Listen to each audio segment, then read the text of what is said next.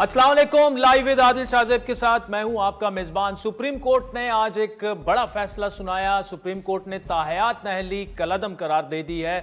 फैसला 6-1 के तनासुब से आज सुनाया गया। अदालत ने 2018 में समीउल्लाह बलोच केस का फैसला वापस ले लिया है और इस केस में 62(1)F की तशरीह की गई थी। फैसले में कहा गया है कि 62(1)F आर्टिकल में कोई सजा जो है, सजा का जो ड्यूरेशन है वो तजवीज़ नहीं ही की गई, इसीलिए इसे बरकरार नहीं रखा जा सकता। अक्सरियती फैसले के मुताबिक इलेक्शन एक्ट का कानून जो है वो ऑलरेडी फील्ड में मौजूद है। इलेक्शन एक्ट के तहत नाअहली की मुद्दत 5 साल रखी गई है, जिसे परखने की कोई ज़रूरत नहीं। अदालती फैसले के मुताबिक समीउल्लाह बलोच का फैसला कलअदम करार दिया जाता है। अदालती डिक्लेरेशन के जरिए 62(1)F की तशरीह इसको दोबारा लिखने के मुतरादिफ है। अदालती डिक्लेरेशन देने के हवाले से कोई कानूनी तरीका मौजूद नहीं है। 6-1 की अक्सरियत से सुनाए जाने वाले फैसले से मिस्टर जस्टिस याहिया अफरीदी ने इख्तिलाफ करते हुए सुप्रीम कोर्ट का 2018 में समीउल्लाह बलोच केस का फैसला दुरुस्त करार दिया। जस्टिस याहिया अफरीदी के बकौल समीउल्लाह बलोच केस का फैसला बरकरार रहना चाहिए। इस केस का ताहयात नाअहली का फैसला कानूनी है। ये भी रिमार्क्स दिए हैं कि नाअहली तब तक बरकरार रहती है जब तक डिक्लेरेशन मौजूद रहेगी। इस फैसले के बाद मुस्लिम लीग नून के कायद और साबिक वज़ीर आज़म मियां नवाज शरीफ और IPP के रहनुमा जहांगीर तरीन की नाअहली खत्म हो चुकी है। Civil Appeals number 981 and 985 2018, Civil Miscellaneous Appeal number 135-2022 in Civil CP number nil of 2022 and Constitution Petition number 40 of 2022 are delisted, which shall be posted for hearing separately before appropriate benches. Supreme court ने case में तमाम फरीकैन के दलाइल मुकम्मल होने के बाद 5 जनवरी को यह फैसला महफूज किया था। समाअत के दौरान चीफ जस्टिस मिस्टर जस्टिस काजी फायज़ ईसा ने रिमार्क्स दिए थे कि तौबा का दरवाज़ा हमेशा खुला रहता है। तायात नाअहली का फैसला इस्लामी उसूलों के खिलाफ है। आइन को इतना मुश्किल ना बनाए कि लोगों का एतमाद ही खो दे। चीफ जस्टिस ने मजीद रिमार्क्स दिए कि पाकिस्तान की तारीख देखें कि 62(1)F की नाअहली जैसी तरामीम कब लाई गई। आइन में इस किस्म की तरामीम अयूब खान के दौर में शुरू हुई और आगे चलती गई। पाकिस्तान की तारीख को फरामोश नहीं किया जा सकता। हमने नाअहली केस में पब्लिक नोटिस जारी किया। कोई एक सियासी जमात फरीक नहीं बनी। पाकिस्तान के अवाम का किसी को ख्याल नहीं, मुल्क तबाह कर दें, कुछ नहीं होता। कागजात नामजदगी में एक गलती तायात नाअहली कर देती है। हम खुद को आइन की सिर्फ एक मखसूस जुज और उसकी जुबान तक महदूद क्यों कर रहे हैं? हम आइनी तारीख को, बुनियादी हुकूक को नज़रअंदाज क्यों कर रहे हैं? मखसूस नई शिकें दाखिल करने से क्या बाकी हुकूक जो हैं वो वापस ले लिए जाएं? केस की आखिरी समाअत में जहांगीर तरीन के वकील मखदूम अली खान, अटॉर्नी जनरल और पाकिस्तान तहरीक इंसाफ के वकील शोएब शाहीन ने दलाइल दिए। समाअत के दौरान एक मौके पर चीफ जस्टिस ने साबिक चीफ जस्टिस उमर अता बंदियाल के समीउल्लाह बलोच केस के फैसले पर सवालात उठाते हुए कहा था कि खाकवानी केस में 7 रुकनी बेंच था, समीउल्लाह बलोच में 5 रुकनी बेंच था। 7 रुकनी बेंच ने कहा कि यह मामला लार्जर बेंच देखेगा। चीफ जस्टिस ने कहा कि बाद में 5 रुकनी बेंच ने समीउल्लाह बलोच केस में अपना फैसला फिर कैसे दे दिया? या तो हम कहें कि सुप्रीम कोर्ट जजेस का एहतराम करना है या नहीं करना। जस्टिस आसिफ सईद खोसा ने खाकवानी केस में भारी नोट लिखा। मैं इस नोट से इख्तिलाफ नहीं कर पा रहा। उन्होंने कहा कि हम इस मामले पर कुछ नहीं कर सकते। इससे पहले 11 दिसंबर को मीर बादशाह खान केसरानी की नाअहली के केस की समाअत के दौरान chief justice of Pakistan mister justice काजी फायज़ ईसा ने रिमार्क्स दिए थे कि ताहयात नाअहली से मुतालिक सुप्रीम कोर्ट का फैसला और इलेक्शन एक्ट में तरामीम दोनों एक साथ नहीं चल सकते।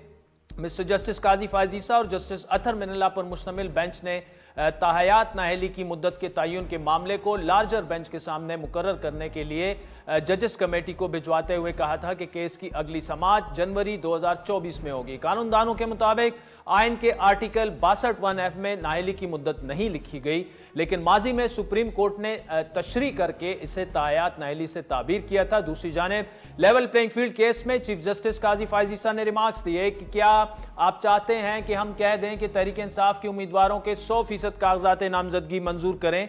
चीफ जस्टिस काजी फायज़ ईसा की सरबराही में 3 रुकनी बेंच ने तहरीक इंसाफ की लेवल प्लेइंग फील्ड केस पर समाअत की। अदालत ने इलेक्शन कमीशन और चीफ सेक्रेटरी पंजाब की रिपोर्ट्स पर PTI से तहरीरी जवाब तलब करते हुए समाअत آئندہ پیر تک ملتوی کر دی۔ عدالت نے ہدایت جاری کی کہ الیکشن کمیشن اور چیف سیکرٹری پنجاب چاہیں تو جواب جمع کرا سکتے ہیں۔ بات کریں ذوالفقار علی بھٹو کی سزائے موت کے خلاف صدارتی ریفرنس کی سماعت کی تو سپریم کورٹ نے اس کیس کی سماعت فروری کے تیسرے ہفتے تک آج ملتوی کر دی۔ دوران سماعت پیپلز پارٹی کے لائر رضا ربانی روسٹرم پر آئے۔ چیف جسٹس پاکستان نے استفسار کیا کہ کیا آپ عدالتی معاون ہیں؟ رضا ربانی نے جواب دیا کہ میں عدالتی معاون نہیں لیکن بختاور اور آصفہ بھٹو کا وکیل ہوں، ہم نے کیس میں فریق بننے کی درخواست جمع کرائی ہے۔ اس پر چیف جسٹس قاضی فائز عیسیٰ نے ریمارکس دیے کہ ٹھیک ہو گیا، اس درخواست کو دیکھتے ہیں۔ اس موقع پر عدالتی معاون بیرسٹر صلاح الدین روسٹم پر آئے جنہوں نے کہا کہ میری اہلیہ نواب احمد قصوری کی نواسی ہیں، عدالت فریقین سے پوچھ لے کہ کیا میری معاونت پر کوئی انہیں اعتراض تو نہیں۔ وکیل خواجہ حارث نے بھی کہا کہ میرے والد D G F S F Masood Mahmood کے بھٹو کیس میں وکیل تھے، اگر میرے اوپر بھی کسی کو اعتراض ہو تو بتا دیں۔ چیف جسٹس نے جواب دیا کہ آپ پر کسی فریق کو اعتراض نہیں، آپ فیئر ہیں، اس کا یقین سب کو ہے۔ عدالتی معاون مخدوم علی خان نے دلائل دیتے ہوئے کہا کہ صدارتی ریفرنس میں 4 سوالات پوچھے گئے ہیں، عدالت کے سامنے سوال بھٹو کی پھانسی پر عمل کا نہیں ہے، بدقسمتی سے ذوالفقار علی بھٹو کی پھانسی واپس نہیں ہو سکتی، عدالت کے سامنے اس دھبے کا معاملہ ہے۔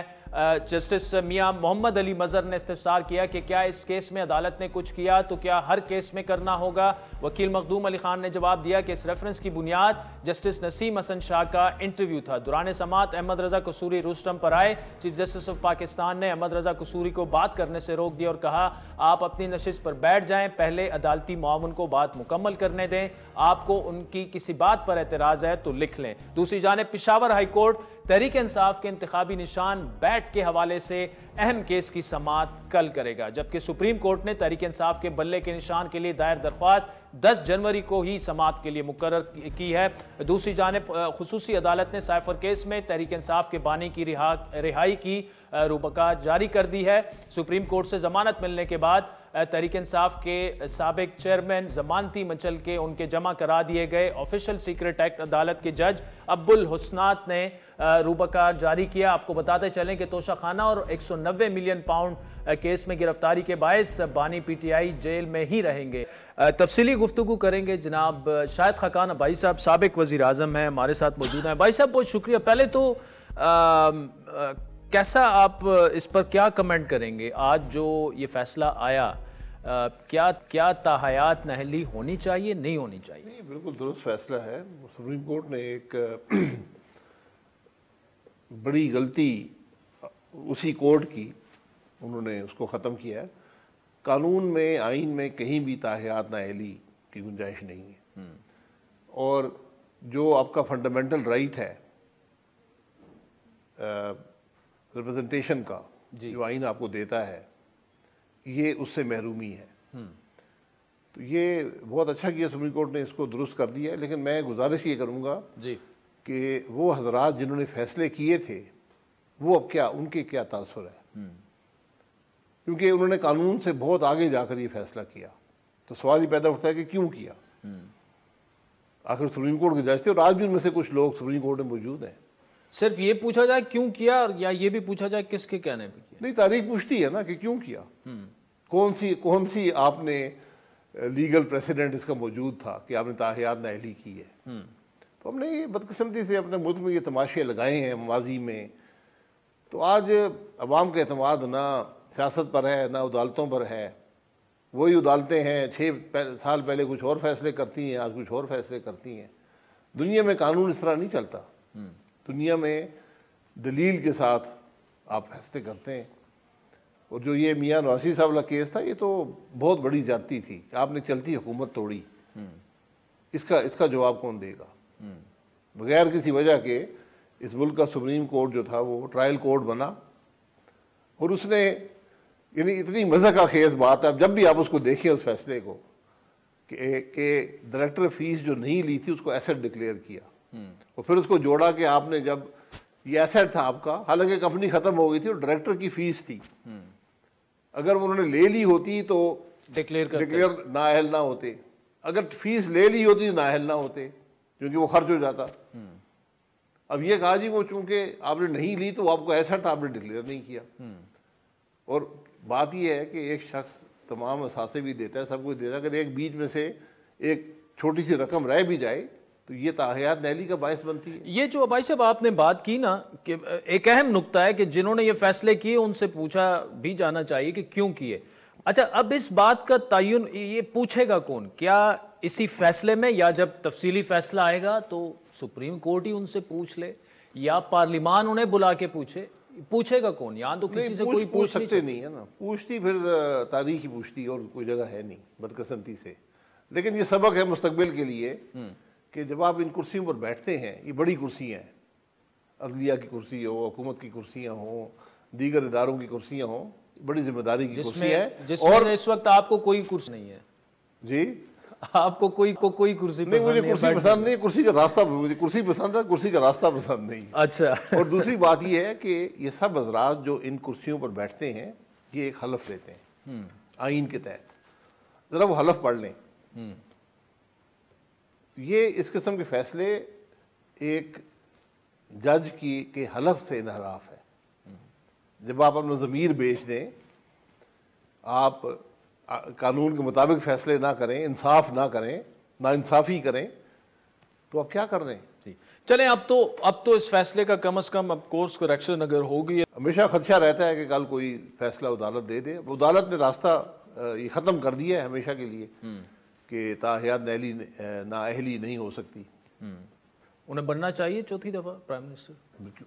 یہ ان کی مرضی ہے, اگر ان کے پاس اتنی ووٹیں ہیں تو بالکل تو بھائی صاحب اس کرسی کا راستہ تو ووٹ سے ہو کر جائے گا نا. تو اس وقت جو گراؤنڈ سچویشن ہے, آپ سمجھتے ہیں کہ پی ایم ایل این کو پرابلمز ہوں گی اور انہیں محنت کافی کرنی چاہیے؟ دیکھیے, الیکشن میں ہمیشہ کہتا ہوں اگر الیکشن پر انگلیاں اٹھ گئیں, اور آج بہت سی انگلیاں اٹھ رہی ہیں بدقسمتی سے, یہ تاثر ختم کرنا چاہیے الیکشن کمیشن کو کہ الیکشن فری اینڈ فیئر ہونے چاہیے. ابھی تک کچھ معاملے عدالتوں نے ریورس کر دیے ہیں, کچھ نہیں ہوئے, لیکن ایک تاثر یہ ہے کہ الیکشن نہیں ہوں گے. آج 1 مہینہ رہتا ہے الیکشن میں, اور آج بھی لوگ پوچھیں الیکشن ہوں گے.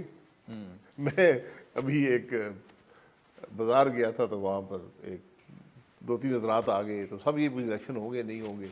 آپ کے دفتر میں آتے ہیں, باہر 2-3 آدمی راستے میں پوچھتے ہیں جی الیکشن ہو رہے ہیں کہ نہیں ہو رہے. تو بڑی ایک عجیب سی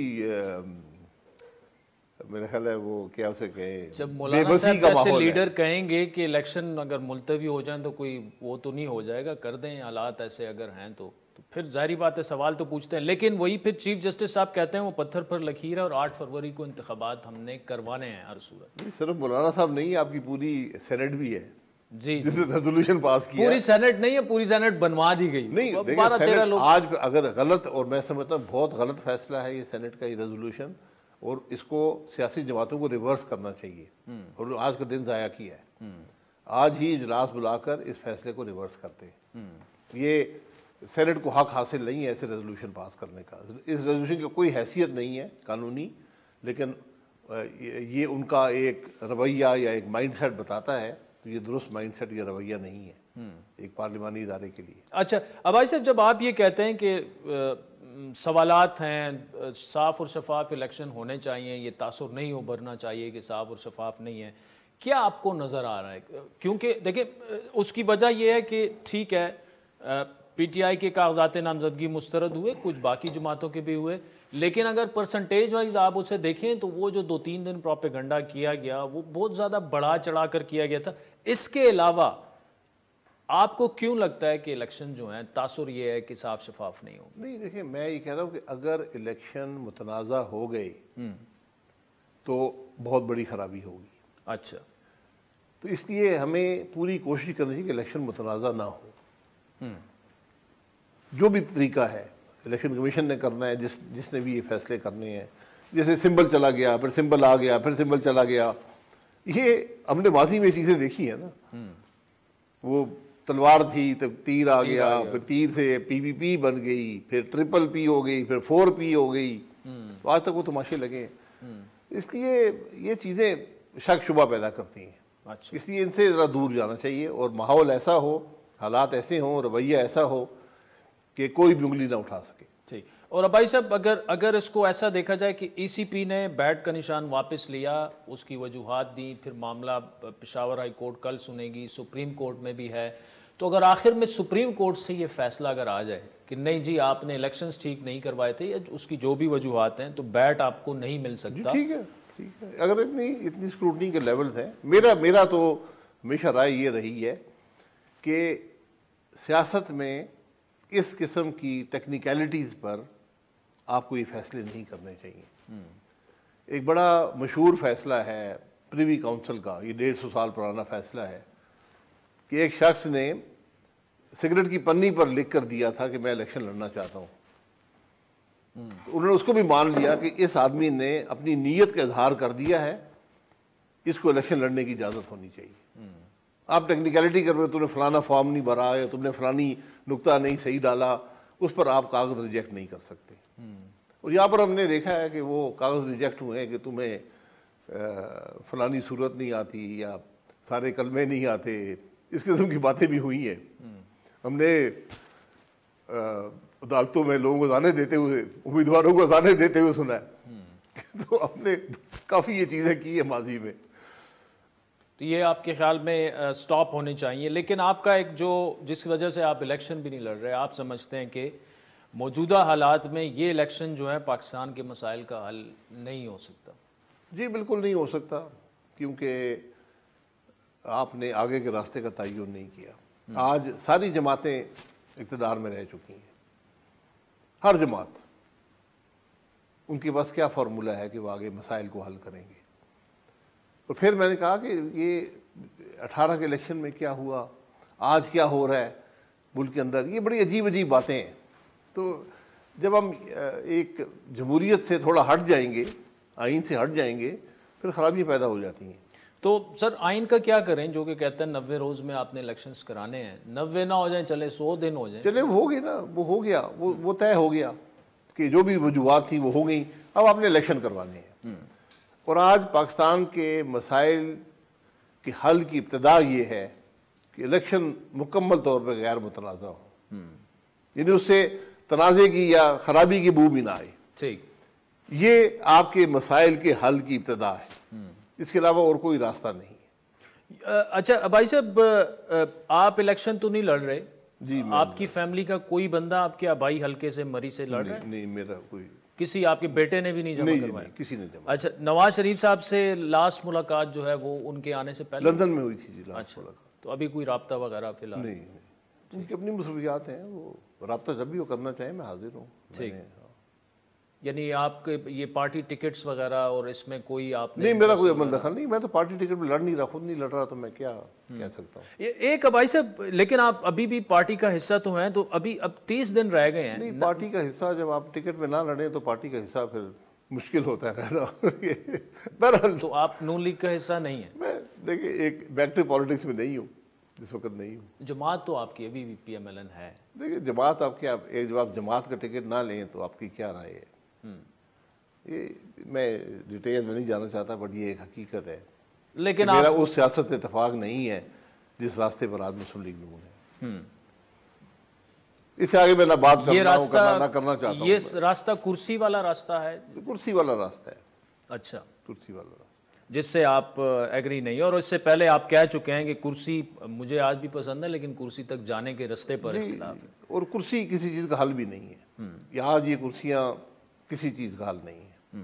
آج ضرورت اس سے زیادہ بڑے مقصد کے لیے. ٹھیک، مجھے بھائی صاحب آپ کا آبویسلی کمنٹ چاہیے اس پر بھی کہ جو مولانا صاحب گئے ہیں افغانستان، یہ جو سیکیورٹی والا ہمارا ایشو ہے، it's one of the biggest challenges that Pakistan has been facing and will face.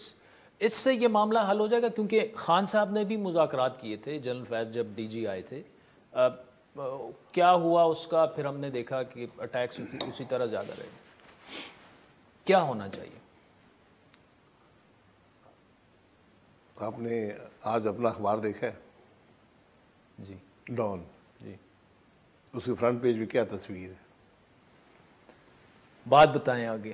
بات یہی ہے کہ جب ایک 24 کروڑ کے ملک کی سب سے بڑی خبر یہ ہو ڈان کے مطابق کہ مولانا صاحب حالات درست کرنے افغانستان کے لیے سے وہاں پر بیٹھے ہیں،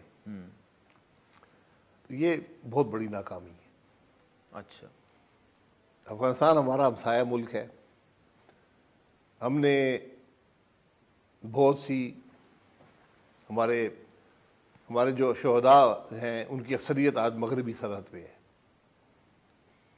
ہم نے سینکڑوں ارب ڈالر کھوئے ہیں افغانستان کی وجہ سے، جب سے 79 سے جو حالات پیدا ہوئے، جی، ہم نے اپنی ترقی بھی کھوئی ہے، ہم نے کروڑوں افغانی جو لوگ تھے ان کو ہم نے پناہ دی ہے وقت کے ساتھ، جی، اور ہم نے اپنے ملک کا بہت نقصان کیا ہے، اور آج اگر ہمیں ضرورت اس بات کی ہے کہ ہم جا کر افغانستان سے تعلقات ٹھیک کریں تو پھر یہ بڑی ناکامی ہے، اس سے ہمیں کچھ سوچنا چاہیے۔ ہمیں افغانستان کو ایک خود مختار ملک کے طور پر، ریاست کے طور پر تسلیم کرنا چاہیے، ہم نے بدقسمتی سے نہیں کیا۔ تو مولانا صاحب نے بالکل، اگر میرا خیال ہے خود ہی انہوں نے قدم اٹھایا ہوگا، اچھا قدم اٹھایا ہے میرے خیال میں، کیونکہ جب حکومت سے بات کرتی ہے تو رویہ اور ہوتا ہے، ٹھیک، جب ایک پولیٹیکل لیڈر جا کر بات کرے تو وہ پھر بات ذرا ڈفرینٹ ہوتی ہے۔ تو ہمیں ایک ہمسایہ ملک ہیں، اور ہمسائے جو ہوتے ہیں اس میں یہ جو ملک ہوتے ہیں ان میں چوائس نہیں ہوتی، یہ اللہ تعالیٰ کی طرف سے آپ کو ہمسایہ بنا دی ہے، جی، اب تعلقات بہتر رکھیں اور ایک دوسرے کے ساتھ مل کر چلیں۔ شاہد خاقان بھائی صاحب، thank you so much for joining اس۔ ناظرین، وقت تو چاہتا ہے ایک بریک کا، جس کے بعد سپریم کورٹ بار کے صدر جناب شہزاد شوکت صاحب اور جسٹس ریٹائرڈ شائق عثمانی صاحب ہمیں جوائن کریں گے۔ آج کا بڑا اہم جو فیصلہ آیا اس پر تفصیلی گفتگو کریں گے۔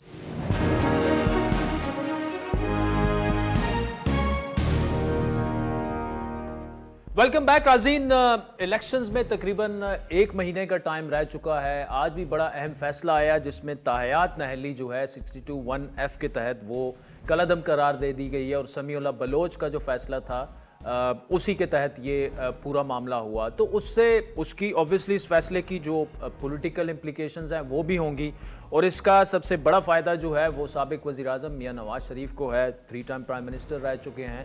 اب ان کے الیکشن کنٹیسٹ کرنے میں آخری رکاوٹ جو ہے وہ بھی ختم ہو گئی ہے۔ جہانگیر ترین صاحب جو ہیں ان کی بھی تاحیات نااہلی ہوئی تھی۔ تو ناظرین، ان تمام معاملات پر بات کریں گے۔ جسٹس ریٹائرڈ شائق عثمانی صاحب کسی تعارف کے محتاج نہیں ہے، اور سپریم کورٹ بار کے صدر جناب شہزاد شوکت صاحب بھی ہمارے ساتھ موجود ہیں۔ شائق عثمانی صاحب، ایک تو فرسٹ آپ کا کمنٹ جو یہ فیصلہ آیا، اور اس کے بعد 2 اہم چیزیں جو آرڈر آف دا کورٹ پڑا ہوا ہے میرے سامنے، جس میں پیرا نمبر 4 اور پیرا نمبر 7 ہے، جس میں یہ کہا گیا ایک تو کہ جو ریپرزنٹیشن کا بنیادی حق ہے وہ متاثر ہو رہا تھا اس قسم کے فیصلوں کے، اور پھر جو الیکشن ایکٹ میں ترمیم کرائی گئی گزشتہ سال وہ چونکہ موجود ہے آلریڈی، تو اسی لیے 5 سال جو ہیں وہ کافی ہوتے ہیں۔ تو سر آپ کا کمنٹ جی پلیز۔ دیکھیے، یہ 62(1)(f) جو ہے اس میں صرف یہ لکھا ہوا ہے کہ اگر کوئی شخص سگیشس رائٹیس نہیں ہے تو وہ پھر نااہل ہوگا، اور اگر اس کے برخلاف کوئی کسی کورٹ کی کوئی ڈکلیریشن نہ ہو تو۔ لیکن اس میں کوئی مدت نہیں لکھی ہوئی، صرف یہ لکھا ہوا ہے سگیشس رائٹیس۔ تو اس کو اس وقت کے جو بینچ تھی اس نے اس کو کہا کہ کیونکہ سگیشس رائٹس کو انہوں نے ٹرانسلیٹ کیا صادق اور امین لفظ سے، جس کی کہ بالکل کنوٹیشن بالکل مختلف ہیں، جو سگیشس اور رائٹس سے بالکل مختلف ہے، تو اس کو انہوں نے صادق امین ذکر کیا۔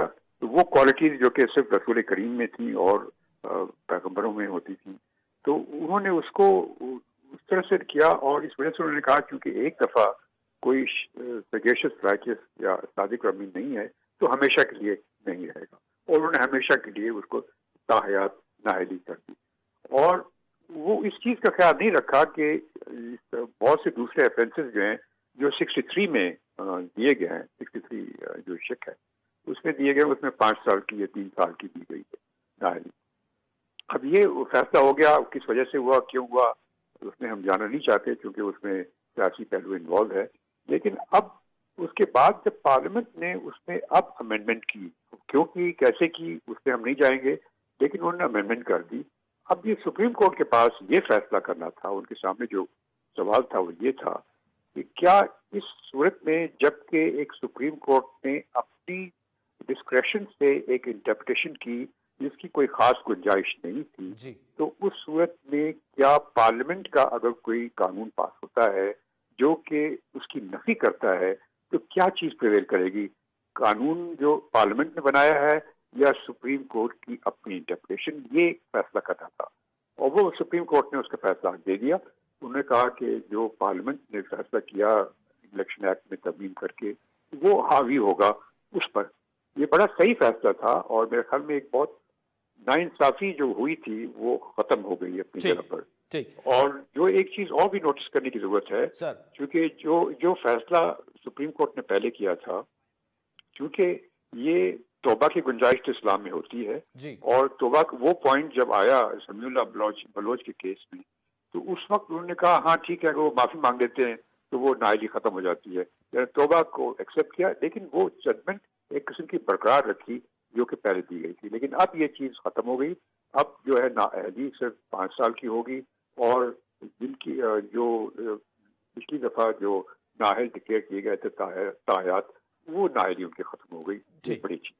شہزاد شوکت صاحب، سپریم کورٹ بار ایسوسیشن کا اس پر کیا موقف؟ جو آپ نے شائق عثمانی صاحب کو سنا کہ جو ناانصافی ہوئی، اور ناانصافی ختم کرنے سے بھی زیادہ جو ایک کلیئرٹی اب آ گئی ہے کہ نااہلی جو ہے وہ 5 سال کی ہی ہوگی.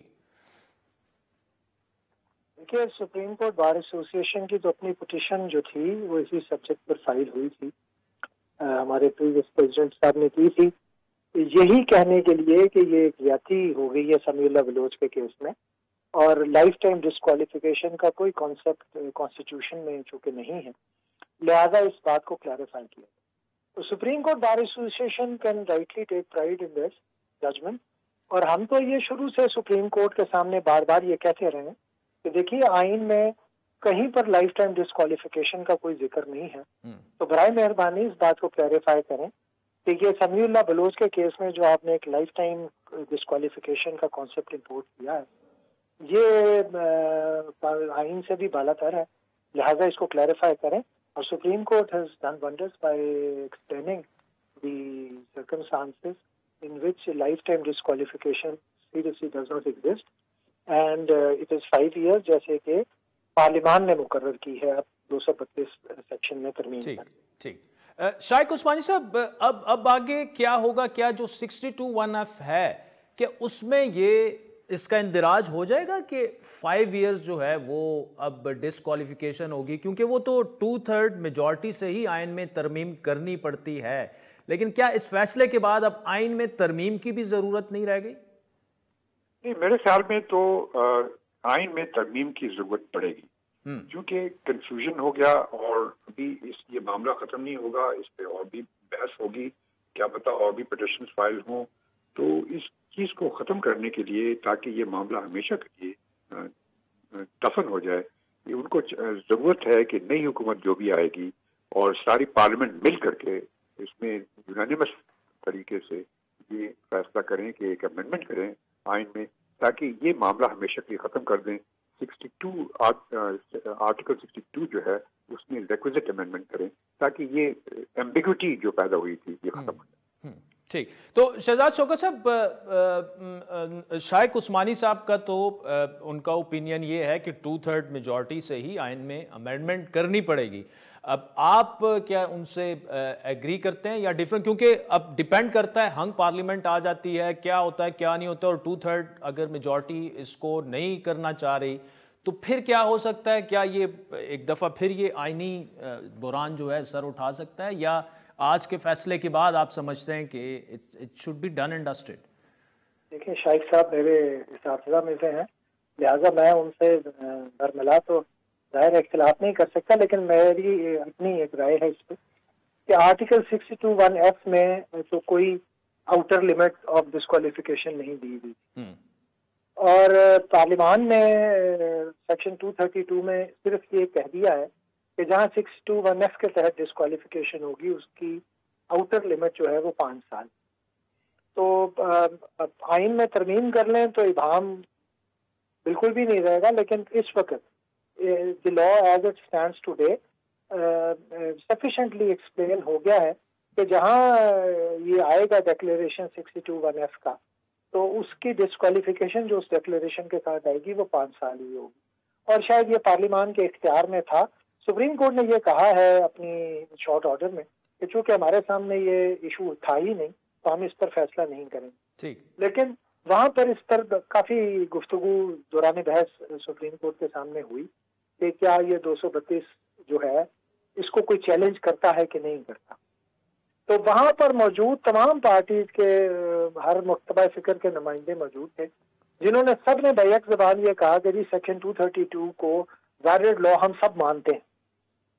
تو سپریم کورٹ نے کہا جب کوئی اس کی وائریز کو کوئی کوشچن ہی نہیں کر رہا اس لا کی, تو ہم اس پر فیصلہ کیوں دیں. تو لہٰذا میں سمجھتا ہوں کہ کانسٹیٹیوشن امینڈمنٹ اگر آ جائے گی تو بہت اچھی بات ہے, لیکن اگر نہیں بھی آتی تو ڈسکوالیفیکیشن آرٹیکل 62(1)(f) کی 5 سال سے زیادہ نہیں ہو سکتی. ٹھیک. شہزاد شوکت صاحب, جسٹس ریٹائرڈ شائق عثمانی صاحب, سو مچ فار جوائننگ اس. ناظرین, وقت ہوئی چاہتا ہے ایک بریک کا, جس کے بعد JUI کے رہنما حافظ حمداللہ صاحب ہمیں جوائن کریں گے. ہمارے ساتھ رہیے گا.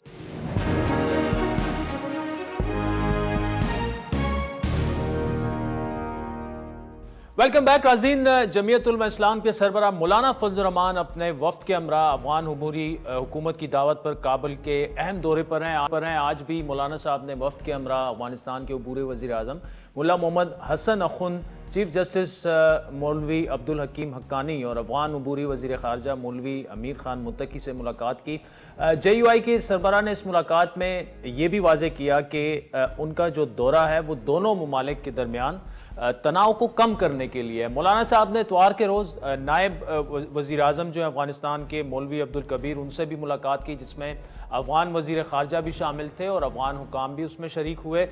مولانا فضل الرحمان کا دورہ کابل حال میں افغان انٹیلیجنس کے نائب سربراہ ملا شیری اخند کے دورہ پاکستان کے فوری بعد ہو رہا ہے, جو اس اعتبار سے تو اہمیت کا حامل ہے ہی, لیکن پاکستان میں ہونے والے 8 فروری کے عام انتخابات کے تناظر میں بھی یہ دورہ خاصی اہمیت کا حامل ہے, کیونکہ خصوصاً خیبر پختونخوا اور بلوچستان میں دہشت گردی کے بڑھتے واقعات ان آوازوں کو ہوا دے رہے ہیں کہ انتخابات کو کچھ وقت کے لیے مؤخر کیا جائے. اور یہ مطالبہ اس وقت JUI کی طرف سے بھی بار بار سامنے آیا. مولانا صاحب نے اپنے دورے پر جانے سے پہلے جو سلیم صافی صاحب کو انٹرویو دیا اس میں بھی انہوں نے یہی بات کی. دیگر جماعتیں جو ہیں البتہ وہ مولانا صاحب کے اس مطالبے کی حمایت نہیں کر رہی. دہشت گردی کے حالیہ واقعات ہوں یا پھر ماضی کے چند سالوں پر نظر دوڑائیں تو 80% واقعات جو ہیں وہ کالعدم TTP یا داعش اور BLA ان میں ملوث ہونے کے ان کے شواہد پائے گئے ہیں. اور Pakistan Institute for Peace Studies کی جو دہشت گردی سے متعلق حالیہ رپورٹ ہے ان میں بھی یہ سارے فگرز جو ہیں وہ سامنے آئے ہیں. اب کابل سے اطلاعات یہ بھی ہیں کہ مولانا صاحب کالعدم TTP کی لیڈرشپ سے بھی کابل میں ملاقات کریں گے. ان تمام معاملات پر گفتگو کرنے کے لیے ہمیں جوائن کر رہے ہیں JUI کے سربراہ حافظ حمداللہ صاحب. حافظ صاحب بہت شکریہ. پہلے تو یہ بتائیے گا کہ مولانا صاحب کا یہ جو دورہ ہے اس کو موجودہ انتخابات کے تناظر میں کیسے دیکھا جائے, جب دہشت گردی کے واقعات جو ہیں وہ کافی بڑھ رہے ہیں اور مولانا صاحب نے بھی 2-3 دفعہ یہ کہا کہ اگر الیکشن ڈیلے ہو جائیں تو کوئی اس میں قباحت نہیں ہے. بسم اللہ الرحمن الرحیم. بہت شکریہ عادل بھائی. دیکھیں, جو دورہ مولانا صاحب کا ہے بنیادی طور پر تو افغان عبوری گورنمنٹ کی طرف سے مولانا صاحب کو انوائٹ کیا گیا ہے, ان کو دعوت دیا گیا ہے. اس کی تناظر میں مولانا صاحب کا یہ دورہ ہے. پھر موجودہ صورتحال میں آپ کو یہ بخوبی معلوم ہے مجھ سے زیادہ کہ دونوں ملکوں کے درمیان, افغانستان اور پاکستان کے درمیان, امارت اسلامی اور اسلامی جمہوریہ پاکستان کے درمیان ایک تناؤ ہے, ایک تصادم اور ٹکراؤ کا ماحول ہے, ایک عدم اعتماد کا ماحول ہے. اب اس عدم اعتماد کے ماحول کے اعتماد میں تبدیل کرنا, اس فضا کو ایک دوسرے کو قریب لے کے آنا, تو مولانا صاحب کی کوشش یہی ہوگی کہ اس میں کیا کردار ادا کر سکتا ہوں, کیونکہ بات تو مولانا صاحب کی ذات کی نہیں ہے, نہ بات مولانا صاحب کی جماعت کی ہے جمعیت علماء اسلام کی, بات پاکستان کی ہے, بات افغانستان کی ہے. اور جب یہ دونوں ممالک آپس میں ان کی قربت ہو, اور ایک مثبت ماحول ہو تو یہ افغانستان کی بھی فائدے میں اور پاکستان کی بھی فائدے میں ہے. اور اب انتخابات میں اس کے پاکستان کا الزام یہ ہے، وہ یہ پاکستان افغانستان پر یہ الزام لگا رہے ہیں کہ ٹی ٹی پی کو پروموٹ کیا جا رہا ہے، سپورٹ کیا جا رہا ہے افغانستان سے، یا ٹی ٹی پی کی جو قیادت ہے وہ افغانستان میں ہے. اور وہ سرزمین استعمال کر رہے ہیں. تو اس سے معلوم یہ ہو رہا ہے کہ اب امارت اسلامی افغانستان کا ایک نرم گوشہ ہے ٹی ٹی پی کے لیے. تو اس لیے بار بار پاکستان کی طرف سے یہی اندیا ظاہر کیا گیا ہے کہ طالبان اس کے خلاف کیوں کارروائی نہیں کرتی. تو اس سلسلے میں اگر فرض کرے مولانا صاحب کا دورہ، بنیادی چیز امن ہے، اس کے نتیجے میں امن بحال ہو جاتا ہے یا کوئی اعتماد اور قربت کا فضا پیدا ہو جاتا ہے، تو لا محالہ پاکستان پر اور افغانستان دونوں پر اس جغرافیے پہ اثرات پڑے گی، بالخصوص سیکورٹی کے حوالے سے. اگر یہ حقیقت ہو کہ افغانستان سے باقاعدہ سپورٹ یا ان کی چتری میں یہ سب کچھ ہو رہا ہے، تو اس تناظر میں اگر دیکھیں تو ہمیں خیر کی توقع ہے. اللہ کرے کہ کوئی مثبت نتائج سامنے آ جائے. اچھا حافظ صاحب، اس میں الیکشنز بھی ہو رہے ہیں، اور الیکشنز میں تو اب ایک مہینے سے بھی کم مطلب 8 جنوری آ جائے، 8 فروری کو انتخابات ہیں. مولانا صاحب جو تاخیر کی بات کر رہے ہیں، تو آپ کا خیال ہے کہ اس میں کوئی تاخیر ہو جائے گی؟ انہیں کوئی کہیں سے کوئی اشارہ ہے کہ آپ یہ تاخیر کی بات کریں اور سیکیورٹی اس کی بڑی وجہ ہے؟ یا دیکھیے عادل بھائی، میں اگر مجھ سے اشارے کے بارے میں آپ پوچھتے ہیں، ان اشاروں سے میں تھوڑا دور ہوں. ٹھیک، یعنی بذات حافظ حمداللہ ان اشاروں سے دور ہے، اور مجھے یقین ہے کہ مولانا صاحب بھی ان اشاروں سے دور ہے. وہ اشارے کی بنیاد پر نہ سیاست کرتے ہیں، نہ ووٹ کے لیے عوام کے پاس جاتے ہیں، نہ جو موقف جو بیانیہ وہ سامنے رکھتے ہیں وہ بھی کسی اشارے کی بنیاد پر نہیں ہے. یہ مجھے یقین ہے. جہاں تک مولانا صاحب نے بات کرتے ہیں تاخیر کی، مسئلہ یہ ہے کہ حکومت کی طرف سے لیٹر مولانا صاحب کو، جمعیت علماء اسلام کو، اور پوری ریجن خیبر پختونخوا اور بلوچستان میں 2 صوبوں میں، یعنی حکومت کی طرف سے الیکشن کمیشن خود بار بار کہہ چکے ہیں کہ بلوچستان اور خیبر پختونخوا میں وہ ماحول نہیں ہے پرامن، یعنی امن و امان کے حوالے سے سیکورٹی خطرات ہے. لیکن میں دعا ہی کر سکتا ہوں. الیکشن کمیشن کہتے ہیں میں دعا ہی کر سکتا ہوں، لیکن آپ کی ذمہ داری تو صرف دعا نہیں ہے، الیکشن تو آپ نے کرانا ہے. لیکن اگر آپ کو سیکورٹی کے حوالے سے خطرات ہے دونوں صوبوں میں، کینڈیڈیٹ کو بھی، ووٹر کو بھی، شہری کو بھی، تو پھر یہ ذمہ داری پھر ریاست کی بنتی ہے کہ قیادت کو بھی تحفظ دے، ووٹر کو بھی تحفظ دے، اور عام شہری کو بھی تحفظ دے. لیکن جب 2 صوبوں میں یہ صورتحال ہو اور پھر آپ کہتے ہیں کہ مولانا صاحب اس بنیاد پر تاخیر کی بات کر رہے ہیں کہ مولانا صاحب التوا چاہتے ہیں. مولانا صاحب کہتے ہیں کہ پرامن ماحول دے. اگر الیکشن 8 فروری کو ضروری ہے تو کیا الیکشن کے لیے پرامن ماحول ضروری نہیں ہے کہ آپ مجھے دیں؟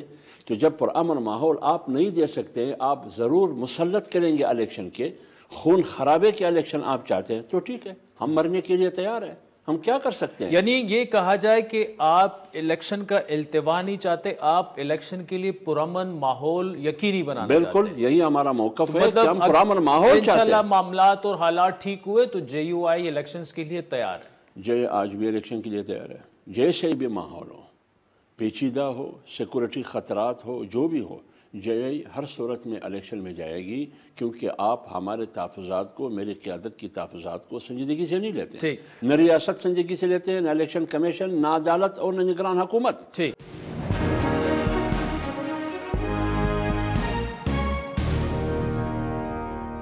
حافظ صاحب، ویورز کے لیے ایک چیز سمجھنی ہے کہ مولانا صاحب کو کلوز سمجھا جاتا رہا ہے.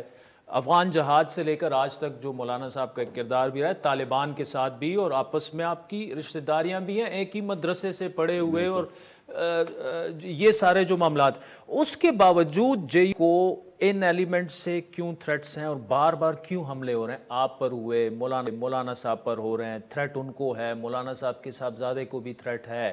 تو کیا یہ طالبان کے اندر سپلنٹر گروپس ہیں جو کہ ان کے وہاں مخالف ہیں اور یہاں آپ؟ دیکھیے عادل بھائی، بات یہ ہے کہ حملہ کیا جاتا ہے یا تھریٹس، دھمکیاں دی جاتی ہے، یا یہاں تک کہ اگر آپ کے گھر پہ کارنر میٹنگ ہو تو آپ کو بھی دھمکی دی جاتی ہے، آپ کو بھی معاف نہیں کیا جاتا ہے.